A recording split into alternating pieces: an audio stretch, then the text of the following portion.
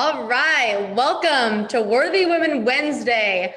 This Wednesday is so exciting because I finally solved the problem of not being able to have time to have more survivors on my show. And so today I get to have two of these powerful women on the show. And what's so amazing, it's a mother and daughter duo showing up powerfully for not only themselves, but for those around them by using fitness to share their story and as well as show up for others and how to have these conversations with your family. And so thank you so much, Patricia and Shakyah, for being on here tonight. We're so excited to hear from you. Thank you. We're excited. Yeah, thank you. So let's start. I would love to hear, Patricia, your story first and just really where this led to you starting up your own fitness and, sharing your story with your daughter and where that came from after that. Okay, so being that is super long, I'm going to yes, try it is. make sure it's possible. So I'll just talk about kind of like how we got started. Yeah. So I was going through my own issues, just dealing with the trauma and, molestation in my life. And I didn't really start my healing process until after I had my son. So once I had my son, it was just like just thoughts, just so many different thoughts. Am I going to hurt my son? And I knew that I needed healing for me. Yeah. So I was going and, just going through therapy, doing everything that I had to do so I could be healed. Yeah. But then I also had at the time, she was maybe 12 or 13. She was going through her own teenage issues. Yes. It didn't help that I was still going through my issues. So I really had to learn as a parent that everything that I was going through, my baggage, my trauma, I was pushing that on her. And I didn't realize it because I was super overprotective. You can't wear this, you can't do that, you can't go here, because I was always afraid that she would be hurt. And, it caused her to rebel, caused her to question a lot of things. So I believe she was about maybe 13 or 14. She was really acting out in high school. And I just was like, enough is enough. I need to share with her why I am the way that I am. And hopefully she can understand and we can grow, because we're really like, oh my goodness, fighting. I was like, I hate her. Who child is this? But I realized that just as a parent, it was my responsibility to make sure that I communicated and I was honest, because a lot of times, as parents, we get embarrassed for some of the things that we do or we don't do. And I didn't want to be embarrassed anymore. So it was like, I sat her down, I explained to her everything. I gave her details, like everything. And the look on her face was like, you could see a sigh of relief because mom's not perfect. And I never realized that she looked at me as my mom is perfect. And I'm like, I'm a hot mess. And I need you to understand that I'm a hot mess, because I masked everything. I went to college, I had these degrees, I got this fancy career, and I'm doing all these great things. But deep down inside, I was just, a battered, hurt girl with all this trauma. So that's kind of how we got started. It took her a while to kind of calm down. And I think she probably was about a junior in high school when I was like, enough is enough. I put that for sale sign on my house. I'm like, we need a new environment. And I just took a leave and I left. Yeah. And then she ended up in a different school. Everything started changing and we started working out. And we would like walk on the treadmill and we would just talk. And I was just so amazed at how intelligent she was. I did not give her an opportunity to be her. But when we started working out, it was like that opportunity for her just to be able to just tell me anything. And that had to be about 5 years ago. And we have been going strong ever since. So that's the synopsis, a small version of our story. Yes. Thank you so much for sharing that. Oh my goodness, Shakyah, I can relate to your side so much so that I was that child that my parents were probably like, oh my goodness, what do I do with her? Because yes, like, growing up with parents who maybe haven't been open and honest and been able to share their own story. And to be honest, like, was anyone encouraging you to share your story at that point? Or like the Me Too movement really didn't even come out until 2017. And so there wasn't really even that push to even share your story and say that it's okay to say it out loud. Would you agree with that? I was just tired. You know, it's like I tried everything. I tried me mom, I tried loving mom, I tried friend mom, I tried everything except for just be honest. It was like, how did you try that? So I just, you know, I just laid it all out there.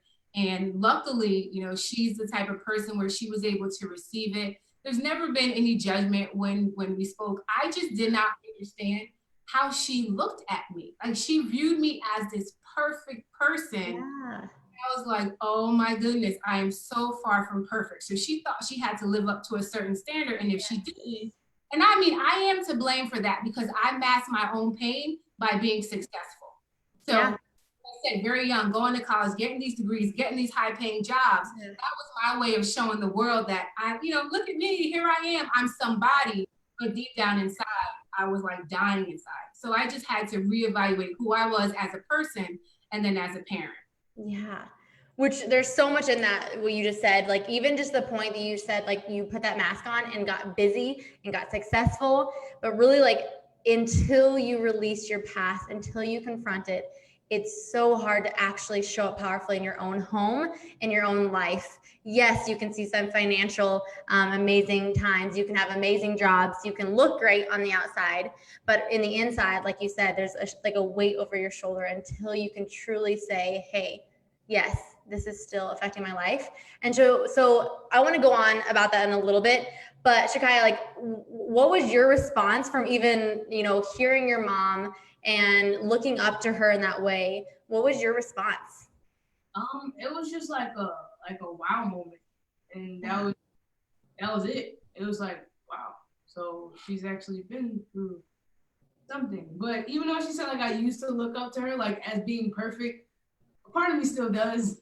But yeah, it's just like a wow moment for me. That was just like I was stuck. I didn't know how to really take it, but I took it. So yeah, because Patricia, like you're actually you're even more of a hero to your daughter. I can imagine you're only a more of a hero because I would have loved to hear my mom just been open and honest with me as a child.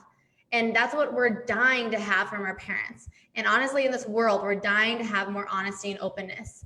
And so really like, yes, like you shared that and you probably were like, oh, wow, my mom has gone through so much and she's a survivor, right? Did you feel that? Or because like you said, there was no like, oh, like my mom went through that, right? Oh, it was like, you made it through that, where most people don't make it. Like a lot of people don't mentally get through that. Yeah. And you did. And it's like, wow, it just shows a different level of strength that even till this day, like I don't see anybody with it. So yes.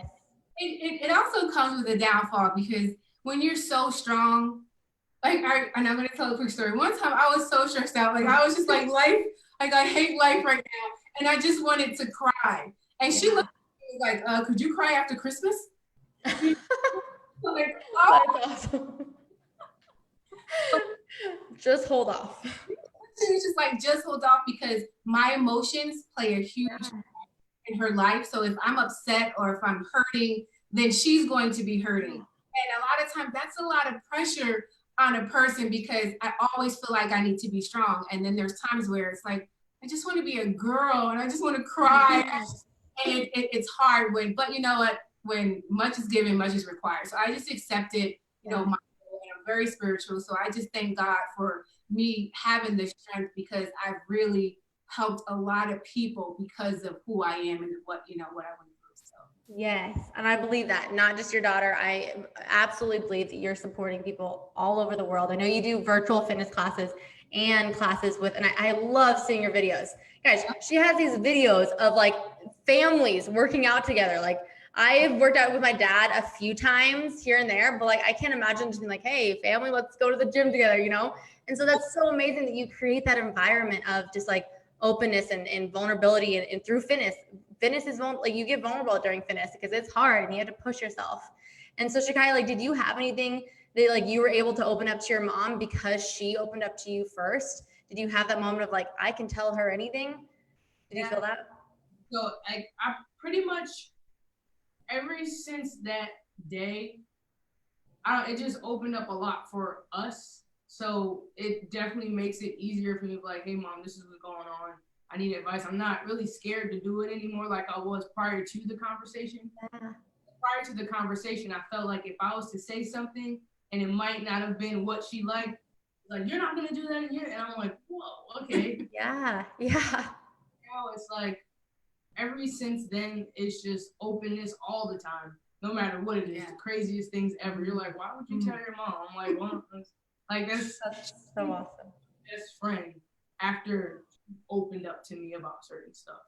Yeah. And that's what that does. Honesty, like in like makes other people be honest. It's like a chain reaction. Like, oh, she just shared that. I get to do that too. I can tell you this. So yeah. So powerful. Every day, like every day. Sometimes for hours, like, okay, mom, I'm getting ready to go to bed. It's 9 o'clock. And I'll just bring up something. It could be a topic. It could be something I read. And we'll sit there and we will really talk about so much. And it's like, okay, it's midnight now. And we've had these deep, deep conversations. And that has been so instrumental in the work that we do. We did a mother-daughter event back in November of 2019 before COVID hit. It was amazing. Like, I was literally in tears watching her speak to girls her age about her experience and just how poised and intelligent and how confident. This is an introvert. She will sit in a corner like this. I don't believe it. I am just like, hey, everybody. But she was just comfortable and confident in who she was and her past and all of her experience, that she was really able to minister to, you know, other young women. And it just makes me proud. I gotta get tears thinking about it, but just watching her growth, because honey, when I tell you, but she was she's the major part of why I was able to. Like, she tells me all the time, like, you have to be confident, you have to this. And for me, in the mother-daughter event, I was definitely confident because, like, my mom got through some really, really rough stuff. And it's like, here we are now in front of you guys, sharing what we've been through. So just to let people know they're not alone in certain situations. Stuff like that. Like, it's really amazing. It is. And when we say, like, an example was, like, she called, I don't know what it's called in Arizona, or I know in New Jersey it was called DIFAS, but like, I smacked her one time, and next thing I know, I got these people at my house ready to take away my kids, looking in my refrigerator. So when I say, like, our story is so in depth and it's deep, and it was a lot of hurt and pain, but healing. And experience unconditional love until like this, because you love without judgment, you love without fault, and it's like, okay, I forgive you, and I forgive you enough to still want to help you, not I forgive you and I just move on. But to say, I want you to be better. How can I help you? And that was a major question I asked her, was, how can I help you? What is it that I'm doing that you don't like? What would be better? And what would you continue like for me to continue to do? Absolutely. And as she's getting older, she would always say, Mom, you're so aggressive. And, you know, when you say things, you come across mean. But now she's realizing, like, there's a level. Like, I'm stern. I mean what I say, and I say what I mean. Absolutely. But I had to learn her love language. I had to learn how I needed to love on her, what was important to her. Because I know we talk about that with your, you know, spouse or whatever, but you gotta love your kids' love language. And her really is just like calm. Like, she is one of those person that she needs even though she's not affectionate, like, she doesn't want to hug, she needs quality time, and she needs to understand. She just needs to understand. If it makes sense, it's like, okay, I get it. Yes. So I guess like a really for us too was we're like the complete opposite. So like she'll talk to me like, go sit down. I'm like, what are you talking? But like, I'm extra sensitive and she's not. So she's like, you're gonna do what I say, do it now. I'm like, but I don't want to. But as a mom, that okay, I'm dealing with someone who's sensitive, so I have to be sensitive in the way that I talk to her. But I'm still mom, so okay, I need to be mom right now, so you need to do what I say. There's no explanation, just do it. And then there's time. And then having my son too, I always have to explain. My son is a why. And growing up, we don't realize that we have these generational curses because our parents would say, because I said so. Like, there's no explanation. There's a million times. it's fear. And I'm like, I don't want my son to be fearful or my daughter to be fearful of asking me. So it's okay to ask why. I'm going to tell you, this is what it is. And that's it. And my son was like, okay, all he wanted to know was why. But if I, like, forget it, don't worry about it, and I don't answer his question, in some type of way. So I just don't want that. I want everything to be open and honest, and I'm still honest and I'm still stern. So at the end of the day, it's still about open communication, and for them to be comfortable and warm, coming to me first before they feel like they need to go to you. Absolutely. Yes. Shakyah, how old are you? 22 now. 22 now? Okay, I was like, that is so amazing. Like, I just like see the confidence in you, and it's so amazing. One thing that I wanted to talk about and to bring up is that thank you for being open and honest about, hitting your daughter, whatever you said, like, being physical. Because so often after abuse, like when we have like, I don't have kids, but I have like clients that have had kids, and they feel so guilty about taking out their anger or their pain on their children. Because until, like you said, you break that generational curse, it shows up physically to sometimes. It shows up with anger. And so, like, how did you guys walk through forgiveness for particularly like that moment right there? Because I know that moms can be so hard on themselves for those moments of, simple anger and working through things. For that situation, she just seen how hurt I was. I don't think I've ever cried like that. Like I cried like I lost my best friend. I felt so betrayed. Like, I am busting my behind to give you a life that I never had. Like, how dare you do something like this? And she knows how I feel about my son. So it's like, and then they're gonna come and take my baby? Like, I'm angry and hurt, and I mean, I just cried. She's seen that, and I seen the hurt in her eyes. And that's, again, when that unconditional love comes in, because I knew in that moment, she didn't need to do what she did. Like, she didn't know what the outcome was going to be. She was an angry teenager that just made a decision, and now she sees what could have possibly happened.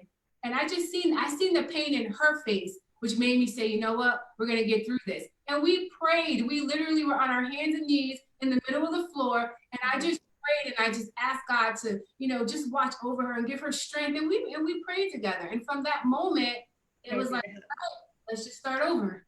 Yeah, exactly. It's like, we don't get to beat up on ourselves for the past. We get to move forward and go forward. And then also, like, something you were saying, Shakyah, is like, your mom always said, you have to be confident. You have to do this. No, like, we get to do these things. And I think that, like, sometimes, like, it's like, oh, of course, like, be confident, like, of course. And like, we raise our kids to be like, yeah, you just be confident. It just comes to you. It's like, no, it doesn't come to you. You build confidence. And so, like, how did you build confidence together? Sorry, I didn't hear you, Shakyah. She drills me about that all the time. Like, listen, you have to stand tall in what you do. You read the question all the time. She said, how do you build confidence? Like, how do you even build confidence in your children?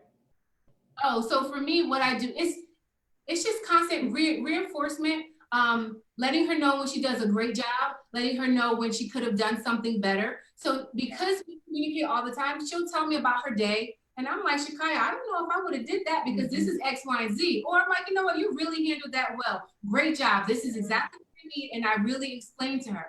And I do the same thing with my son. When he does something, I'm like, oh my God, do like great job. And then there's times where I have to be like, I wouldn't have necessarily handled it that way, and let me tell you why. And I break it down for them. Everything, again, open and honest in communication. And I want them to be successful, and I know how this world can be. So they trust me enough that I want to make sure that the information I'm giving them is going to help them grow and help them just be prepared for the world and all of everything that, going on, especially today in this climate. Yes. So it's like the open and honesty, and just like, you don't have to just say, because I said so. Like you just said, that is the most frustrating thing that I'm sure every parent has accidentally slipped out, because we've heard it from our parents. And you're like, you say something sometimes, you're like, oh, why did I say that? I got so annoyed when my parents said it, and now it's coming out of my own mouth. But yeah, walking in forgiveness and just showing up every day and keep moving forward. But so there's a lot of people on here probably right now that are like, I could never talk to my kids like that. I could never do these things. And it goes through, and I want to hear, Shakyah, from you too, like how to approach your mom about it.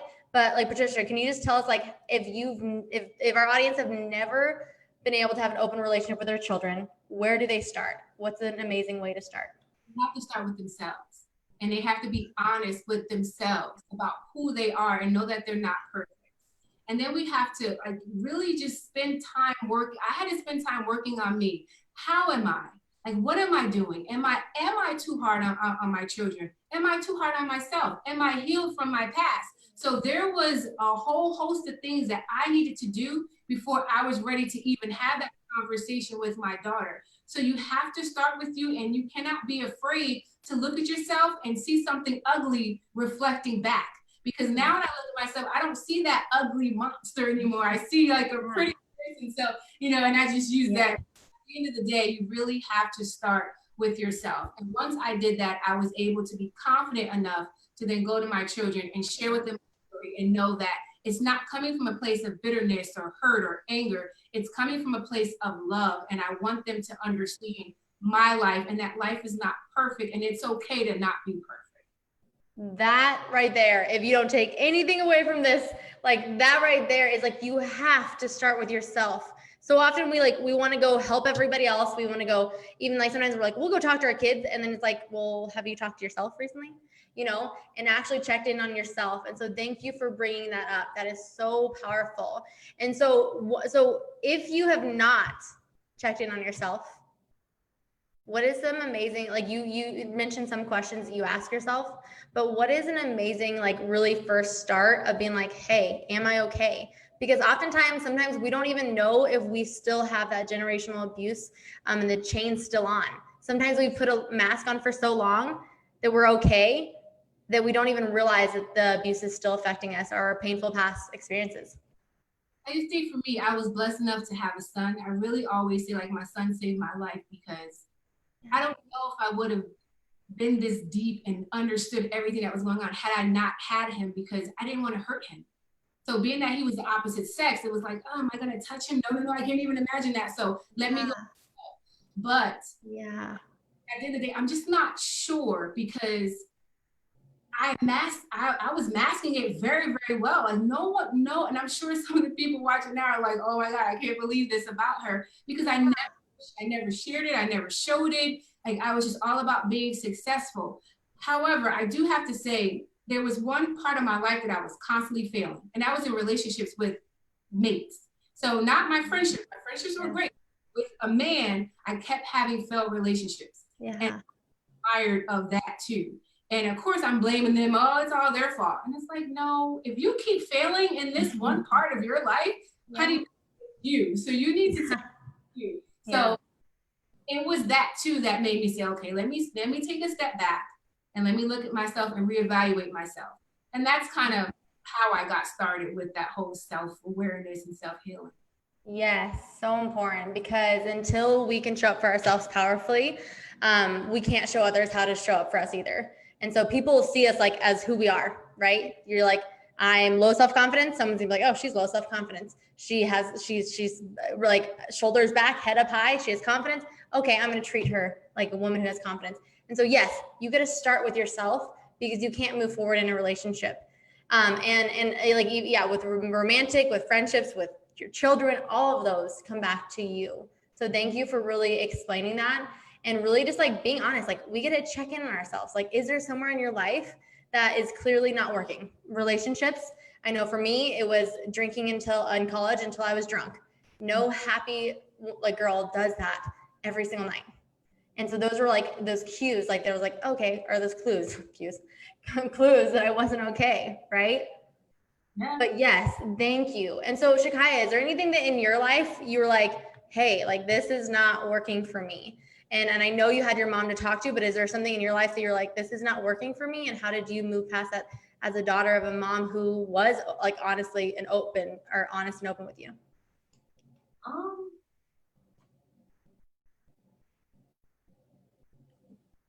I know. Oh my school. Yes. School. That wasn't working. It wasn't. I feel that. That was that was 100% me. It was like, you know what? I want to have fun. I hate reading, writing, but yeah, that I don't think that really has much to do with but her. it did though. It my did. lack of. Yeah, I would agree with your mom. I think, yeah.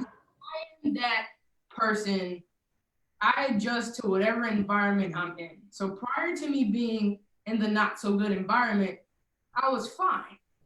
Yeah. But yeah, I always tried to choose fun over like my schoolwork, and I always picked the fun, and it was just awful. But how do you feel like you played a part in that? Because I don't think you did. Because at that point in time, I was a dean. So I am running a school of 1,500 kids. Oh no, my child better not be skipping school. Yeah. I better be smart. Right. My child. So I was her and not respecting that she's a product of her environment. So I had her in an environment that wasn't conducive for learning. That's what we learned too. Like she was able to just cut school and do whatever. And I'm like, okay. So as a mom, what do? When I tell you, I love my home. I put a for sale sign. I did not care for clothes. I didn't short sale. I said, I need to get her out of this environment. But I was a dean, like I said, so I'm running schools and my kid is failing. Oh no, that was not gonna happen because you remember I had this image to uphold. Here I am on this thing and my kids need to be smart and my kids are not smart. You know, I felt like I was failing and I really put a lot of pressure on her. So we went to counseling from that. And that counseling to me was like, well, who are you? And I was like, oh my gosh. Oh, you're like, there's the honesty. Yeah. Really helped me see that I am who I am and she is who she is. And how dare you think that she's supposed to be like you? That it's just not gonna happen. So that was a humbling experience. And that's why I say I really feel like I played a role in the beginning years of why she was the way that she was. Because I was hard on my kids. Yeah. Yeah. But there's so much healing and freedom from that, like being open and honest and even saying that. And to your point, like, so school, yeah, wasn't something that you were quote unquote excelling at. And so often, like parents, we want to, you know, like you want to be hard on your kids for not doing the same things that you did. And like, oh, it's school, like this should be easy, like sports, that should be easy. But really being like, yeah, it's not easy for all of us. And so being like, hey, like, okay, what is it that's causing you to not enjoy school? What is it? How can we change that? Not just being like, look, keep reading. If reading's not your thing, like just read out loud. Like that's the worst thing. I was a terrible reader too. And so that was scarring. But really like being like, hey, like moving for one, taking a stand by moving was amazing. And taking a stand by being like, what is it that you enjoy? Right? Because it's not about what we want our kids to be. It's about what they want to be in life. And so did you take that stand for her being like, hey, what is it that you truly do enjoy? I did. And that's how we started fitness. Because she was like, I really like working out. I was like, look, so this is what we're going to do. Yeah. We worked out together. This is like, and I came up with this whole plan. And then we came up with MD Fitness Duel. So it was like, we're going to work out. And then we're really going to start to put a business plan together. Because I have my own business. But I wanted to do something with her because I really feel like our story and everything that we've gone through can truly help people. And I'm trying to get her. And I think she gets it now. Just to understand how powerful she is as a 22-year-old. Enduring she endured. And just with our relationship period, because there's so many mother-daughters that just like they don't, and she sees it in her friends and she comes home and she's like, dang, mom. And so I guess something for like younger children or teens. Yeah. I just feel like you have to listen. Like that's all I needed to do was listen and have an open mind and actually listen to understand and not listen and like, but you don't understand what I'm going through. Yeah. What your parent just said. Probably not because you were listening for something else. Yeah. Yeah, actually taking the time to listen. So why fitness though? What's so important about fitness? So for me, like I tell them, like if I'm going through something, if I pick up a weight, like we lift pretty heavy, and pick up like a 20-pound weight or something, and I'm like pushing it, I have control over that. So if I feel like I don't have control over something else, the gym always reminds me that I have control over myself. Yeah. That is an amazing example. I don't know if I've heard that necessarily been said like that. So thank you for pointing that out. Like, yes, that is your time to take back control. Patricia, like what's so important about fitness for you? I love people. Like I'm it's like I love everybody. But Yeah. I love people. And there are times when I'm exhausted. I step foot in that gym and I see those smiling faces and they're looking for me for like energy and inspiration. I'm like, let's go. So I think for me, really just being that solid, I guess, voice and person that people need when they're coming to the gym. Because I work out with her and it's great. Like we're in a routine, we put our headphones in, we talk a little bit and we kind of do our thing. But for me with fitness, it's really all about, sharing my story and hearing people, letting people vent. A lot of times people will come to that gym and I know their whole life story in 30 minutes on the treadmill. Yes. They need to vent and they need to have someone who's open-minded and have an open heart. And I'll tell my clients in a minute if they're right. I'll tell them if they're wrong. Yeah. But they respect that and they know that they have someplace safe to come. They're getting their, they're getting a workout, but then they're also getting a workout mentally. So that's really what I like. I love that you provide that spot to heal, because often it's like we don't even realize like the abuse and like our painful past experiences is like it's weighing us physically down, either like with like physical illnesses, with gaining weight, with all those things. So really like showing up for somebody physically and then creating that spot where they're also able to actually say it out loud, because there's a power in that. And so like how do people like start with this journey of fitness? Like how, because I know that some of us on here are like might be like, oh, like I don't have time for that. How do you start with your journey in fitness? Say you haven't maybe done anything for a while. How do you start?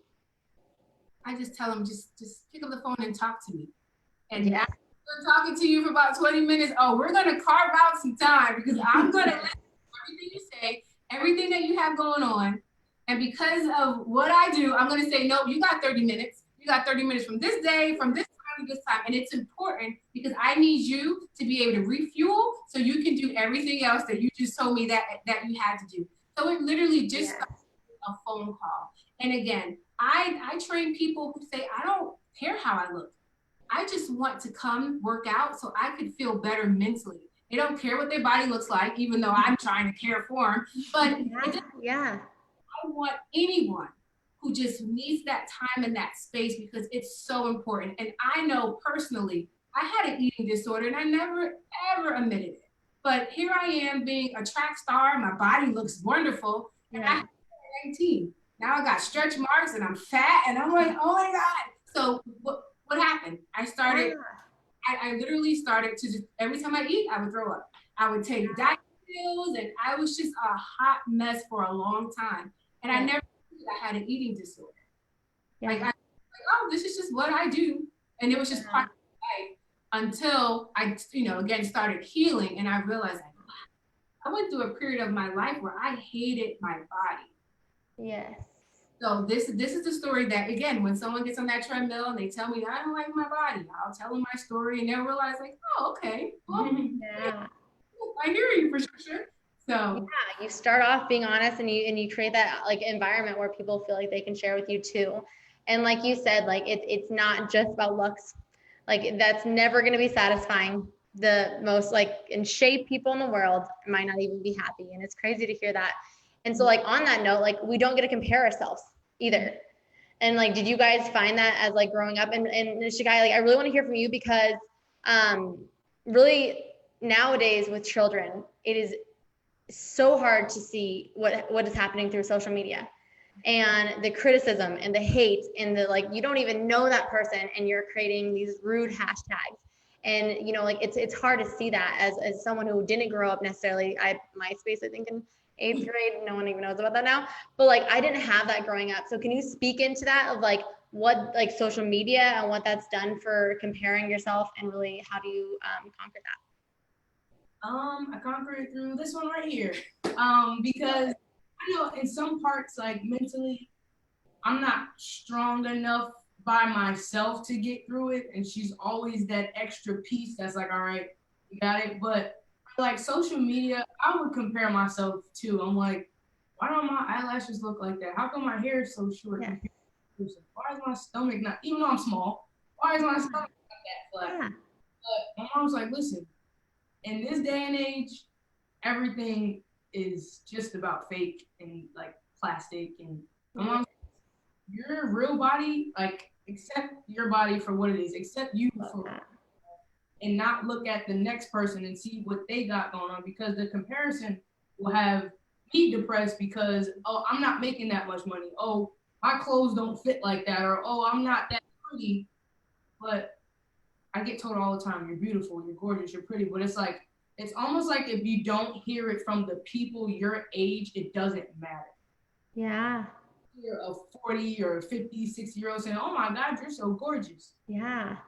20-year-old looked at me and like, oh, you're kind of ugly. I'm going to take the ugly before I take the. So it really, yeah, it's just maybe like age and maturity, all of that just plays into the social media thing.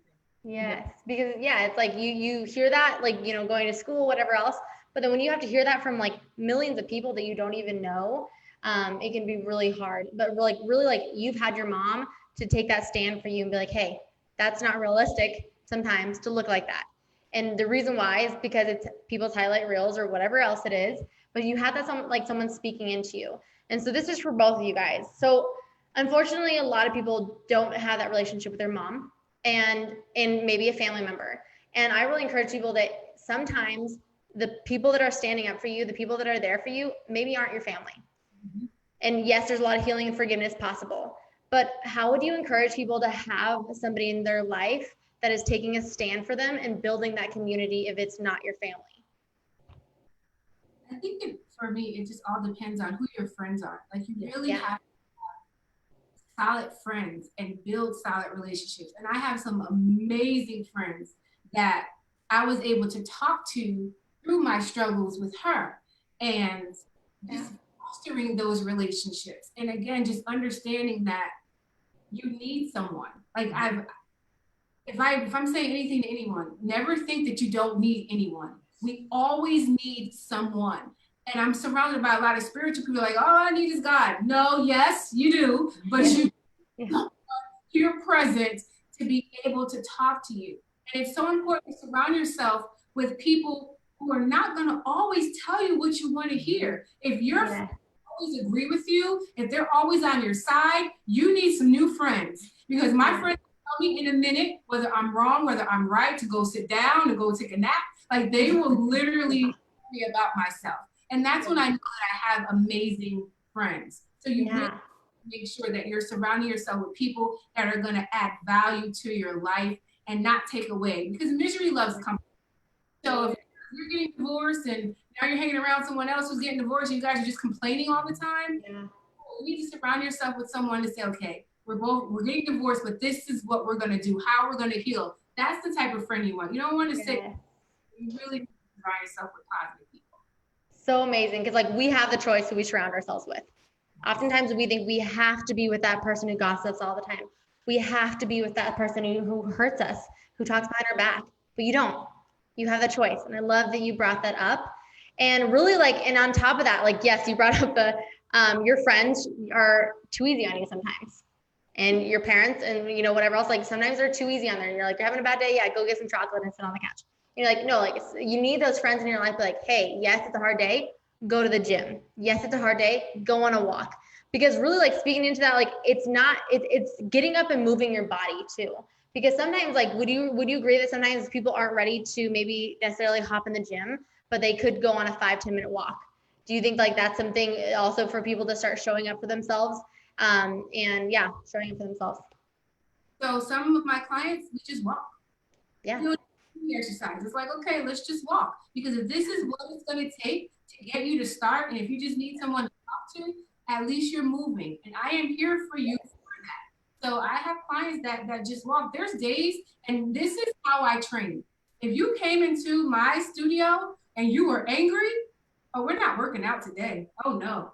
We're going to walk and we're going to talk about why you're angry. I love that. That's what you're going to do, because I don't need you to work out angry. I want you to get that off your chest. I want you to leave my studio or my training session feeling better about yourself than when you did when you came in. And sometimes that doesn't mean doing the workout that I had assigned for you. We're going to walk, we're going to talk, we're going to get to the bottom of why you feel the way you feel. Yeah. Yes. That is so important. Like, it's not just about like getting it done, doing the hardest work, whatever. It's like, no, like what's deeper? What's the root of the anger coming out? Or what's the root of something? So you're not going to be right anywhere else. You have to be right first in your mind. Yes. Our minds are so powerful. Yes. So I know that you do virtual classes, right? So, and what city are you in? I'm in North Carolina. Okay, North Carolina. What city though? Oh, sorry. Indian Trail. Okay, I just want to make sure everyone knows if you are in your city, you absolutely get to go take their class. Simple as that. Also, you offer virtual classes, right? And so can you tell us a little bit about if someone was interested in doing that, how they would start working with you? All they have to do is send me a message. I have a website, I have a Facebook page, Instagram, anywhere. They can just send me a message. And I usually take about 10 to 15 minutes of talking to them. And then we just kind of go from there. Like all it takes is that one phone call, that one conversation. Yes. Going full speed. And when I tell you I'm a person's personal coach, I will text you to ask you what you eat, how you slept. Like we are those people because we want to just make sure that you're successful. And whatever your goals are, your goal isn't to lose weight. If you don't care how much you weigh, you just want to be okay mentally, then while we're working out and doing certain things, we talk about, life and different areas and things of that nature. So it just really all depends on your goals. So I don't want people to think that all we're doing is just hardcore fitness. That's not what we do. We definitely want to make sure you're right mentally. That hardcore fitness is going to come once you start to feel better about yourself. It's definitely going to come. Absolutely. Accountability, like you said, like we get that accountability. Like we are not meant to do life on our own, like you just said earlier too. Like it's simple as that. You're not meant to do life on your own. So whether it's working with these two beautiful ladies, and while you guys work out together, is it both of you, or is it do you do it together, or is it separate classes? Or it just depends. We're always together. Yes, I love that. I was gonna say, I was like, I would want both of you guys. So awesome. Good. Yeah. So right now you have a choice to keep on doing life on your own after this interview, or realize that you are not meant to do life on your own, and who in your life can show up for you in that way. Is it a coach? Is it a mentor? Is it a pastor? Is it, and to your point, like with the friends, yes, a lot of people are like, I have a friend, but it's like, oftentimes our friends aren't hard enough on us in the sense that they're like, hey, let's get going. It's okay what happened. You don't get to beat yourself up. You get to keep going. So what's your choice? Comment below. Like, I would love to hear from you. And you guys also post amazing workout videos. I don't know if you know this. I watch some of your workout videos and I do them. So thank you for that. I love your workout videos. They're so unique. So go follow them because it's not just about fitness. They have so much more to offer and to support you with. And so go reach out to them, have a conversation if this has touched you. Let us know what you learned from this interview. And thank you so much, ladies, for being on here. I'm so excited that I got to hear your story and learn more. Thank you. Yeah. Thank you. Have a good rest of your night. All right, you too. Bye.